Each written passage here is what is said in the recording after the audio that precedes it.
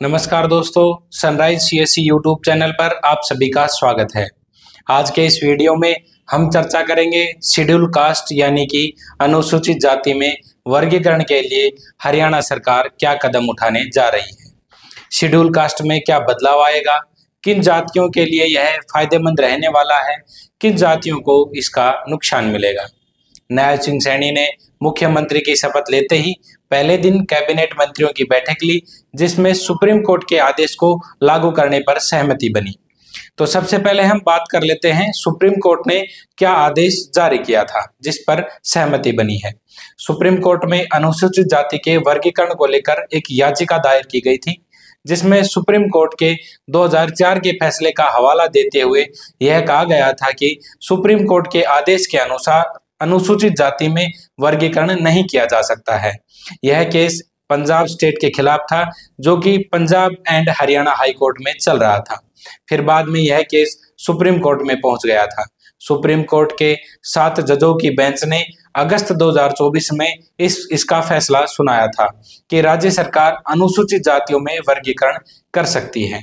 हालांकि वर्गीकरण के लिए उन्होंने यह सुनिश्चित किया था कि कोई भी राजनीतिक पार्टी अपने राजनीतिक फायदे के लिए इसमें वर्गीकरण नहीं करेगी। वर्गीकरण के लिए उनके पास ठोस सबूत व तथ्य होने चाहिए कि कुछ जातियां ही अनुसूचित जातियों के आरक्षण का लाभ उठा रही हैं। अन्य जातियों को इसका आरक्षण का लाभ बहुत कम मिल पा रहा है। सुप्रीम कोर्ट ने इस फैसले का कारण यह बताया कि इसमें कुछ जातियां अन्य पिछड़ी हैं, जिनको समान अवसर मिल सके, इसलिए शेड्यूल कास्ट में वर्गीकरण होना जरूरी है।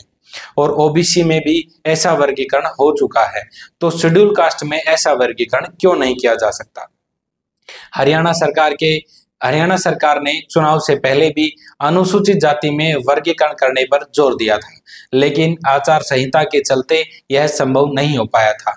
उस समय सैनी सरकार ने यह वादा किया था कि उसकी सरकार आते ही वह अनुसूचित जाति में वर्गीकरण करके वंचित जातियों को समान लाभ दिलाने में उनकी मदद करेगी। अब हमें समझना होगा कि यह वर्गीकरण किस प्रकार होगा और वर्गीकरण से क्या फायदा और क्या नुकसान होने वाला है। इसको समझने के लिए हमें ओबीसी कास्ट का उदाहरण लेना होगा, क्योंकि ओबीसी कास्ट में पहले से ही वर्गीकरण किया जा चुका है। ओबीसी कास्ट सेंट्रल गवर्नमेंट के लिए ही मान्य होती है, जबकि हरियाणा गवर्नमेंट में इसके 2 अलग अलग ग्रुप बनाए हुए हैं, जिसमें बीसीए और बीसीबी सम्मिलित हैं। कुछ कास्ट को बीसीए में रखा गया है और कुछ कास्ट को बीसीबी में रखा गया है। ठीक उसी प्रकार एससी एसटी वर्गीकरण को किया जाएगा, जिसमें अलग अलग कैटेगरियां बनाई जाएंगी। आप शेड्यूल कास्ट के लिए वर्गीकरण को इस प्रकार भी समझ सकते हैं कि शेड्यूल कास्ट में पहले से ही डीएससी यानी कि डिप्राइव्ड शेड्यूल कास्ट बनाई जा चुकी है। अब बहुत सारे कैंडिडेट्स के दिमाग में यह सवाल आ रहा होगा कि यदि पहले से ही डीएससी यानी कि डिप्राइव्ड शेड्यूल कास्ट बनाई जा चुकी है, तो अब किस प्रकार का वर्गीकरण होगा।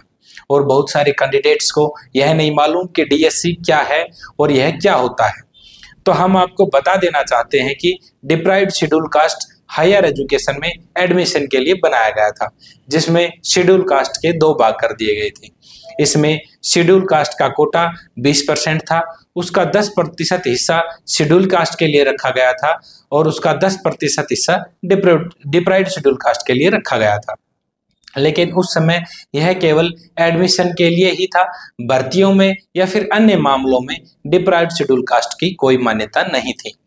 अब जो वर्गीकरण सरकार द्वारा किया जाएगा शेड्यूल कास्ट को लेकर के, यह वर्गीकरण हर विभाग में लागू होगा। लेकिन यहाँ पर मैं यह स्पष्ट कर देना चाहता हूँ कि यह वर्गीकरण केवल हरियाणा के लिए ही मान्य रहेगा। सेंट्रल गवर्नमेंट की वैकेंसी के लिए शेड्यूल कास्ट को ही माना जाएगा, जिस प्रकार ओबीसी कास्ट मानी जाती है। सेंट्रल गवर्नमेंट की जॉब रिक्वायरमेंट या किसी अन्य प्रकार के स्कीम में शेड्यूल कास्ट ही रहेगी, जबकि हरियाणा में किसी भी प्रकार के फायदे में जिस प्रकार बीसीए और बीसीबी को अलग अलग फायदा दिया जाता है, ठीक उसी प्रकार शेड्यूल कास्ट के वर्गीकरण को भी अलग अलग फायदा दिया जाएगा। अब हम बात करते हैं जो कि डिप्राइव्ड शेड्यूल कास्ट 2020 में लागू की गई थी हायर एजुकेशन के लिए, उसमें कौन कौन सी जातियां शामिल की गई थी। इसमें आधर्मी, वाल्मीकि, बंगाली, बरार, बुरार, बेरार, बटवाल, बरवाला, बोरिया, बावरिया, बाजीगर, बंजारा, चनाल, दागी, दैरन, देहा, दैया, दे, धानक, डोगरी, डांगरी, सिगी, डूमना, महासा, डूम, गगरा, गांदिला, गादिल, गोंडेला, कबीरपंथी, जुलाहा, खटीक, कोरी, कोली, माजिया, मारेचा, मजहबी, मजहबी सिख, मेघ, मेघवाल, नट, बड़ी, ओड, पासी, पेरन, फेरेरा, सहाई, सहाल, सासी, भेड़कुट, मनेज, संसोई, संपेला, सपेरा, सरेरा, सिकलगिड़ी, बोरैया और सिकरीबन। जातियों के बोलने में कुछ खामियां हो सकती हैं जो कि मैं पूरी तरह से नहीं समझ पाया, तो जो साइड में जातियों की सूची आपके सामने आई हुई है उसको आप पॉज करके अच्छे से पढ़ सकते हैं। जो जातियां हैं उनके उच्चारण में जरूर मेरे से कुछ गलतियां हुई है।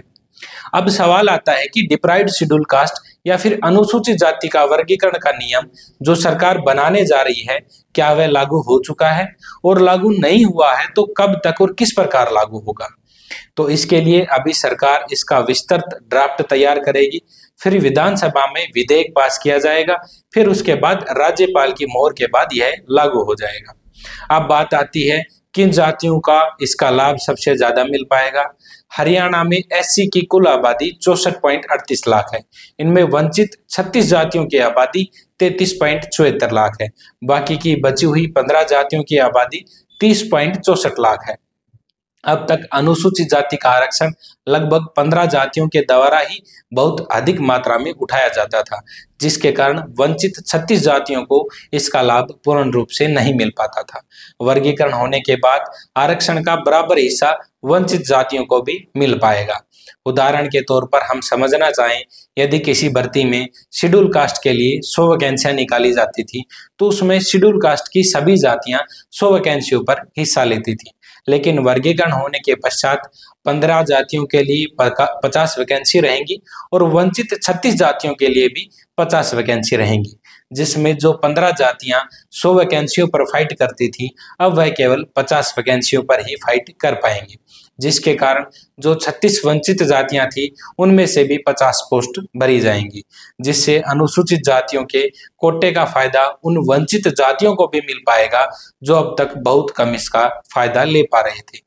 कुल मिलाकर यदि फायदे नुकसान की बात करी जाए तो इसमें नुकसान उन जातियों का रहेगा जो अनुसूचित जाति के कोटे का बहुत अधिक लाभ उठा रही थी, और फायदा उन वंचित जातियों को रहेगा जो अनुसूचित जाति के कोटे का लाभ नहीं उठा पा रही थी। यदि आप और भी अधिक उदाहरण से समझना चाहें तो जिस प्रकार बीसीए और बीसीबी की अलग अलग वैकेंसियां हरियाणा की हर भर्ती में निकाली जाती हैं, ठीक उसी प्रकार ही शेड्यूल कास्ट की भी अलग अलग वैकेंसियां निकाली जाएंगी और उनकी अलग से मेरिट लिस्ट लगाई जाएगी। जिस प्रकार बीसीबी और बीसीए में मेरिट लिस्ट में आप अनुमान लगा सकते हैं कि कितने नंबर का डिफरेंस होता है, ठीक उसी प्रकार ही शेड्यूल कास्ट के वर्गीकरण के बाद भी उनकी जब मेरिट लिस्ट लगेगी तो उनके भी फाइनल मेरिट लिस्ट में अंकों में जो डिफरेंस है वो रहेगा, जिससे जो वंचित जातियां हैं उनको लाभ मिल पाएगा और उनकी फाइनल मेरिट लिस्ट कम आ पाएगी। मैं उम्मीद करूंगा कि अनुसूचित जाति के वर्गीकरण को लेकर जो चर्चाएं अभी चल पा रही हैं वो सभी आप अच्छे से समझ गए होंगे।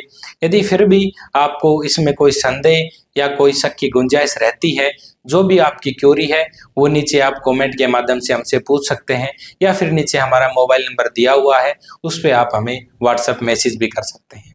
फिलहाल आज के लिए इतना ही। धन्यवाद दोस्तों।